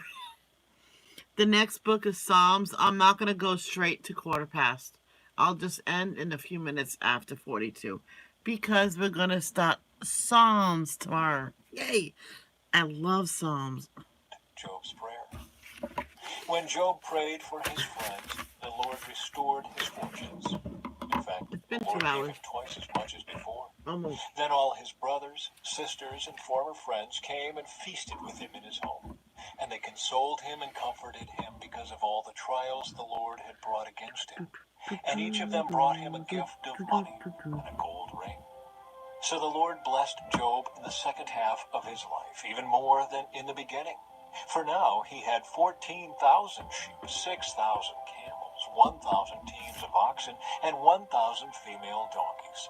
He also gave Job 7 more sons and 3 more daughters. He named his first daughter Jemimah, the second Keziah, and the third Kirin-Happuch. In all the land no women were as lovely as the daughters of Job, and their father put them into his will along with their brothers. Job lived 140 years after that, living to see 4 generations of his children and grandchildren. Then he died, an old man who had lived a long, full life. And that is it. And we'll finish this. 1 more minute will mark, I believe, 2 hours. Yeah. So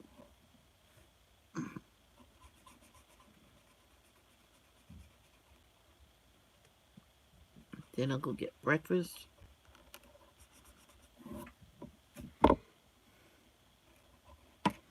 There we go.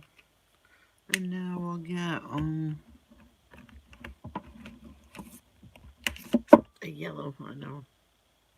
Or whatever color this is. What color is it? Olive yellow? Let's try that. Olive yellow.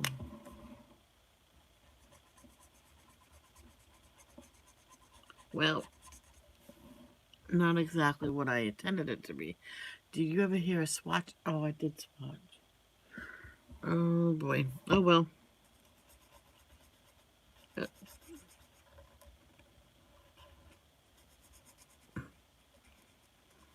I would think it was a little yellowish.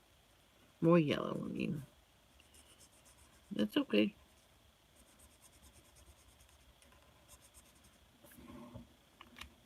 You can still see it. What color did I use before? I think I used this one. And then what you do is you go over the other color that you used a couple more times, because then that will be darker.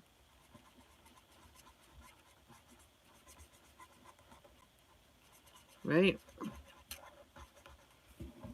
See, that's good, just like that. So now you can see a difference.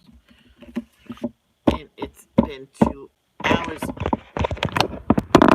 It's been 2 hours. So that was a good reading. Thank you for coming here. Thank you for all 3 people. Well, that's me and 2 other people. So thank you for being here. I was hoping that it would be a lot more people, but that's okay. I'm going to make a video announcing the 2-hour Sunday Bible reading. Coloring. 2-hour Bible reading coloring hour. 2 hours. So love. Don't judge. Peace out. Stay safe.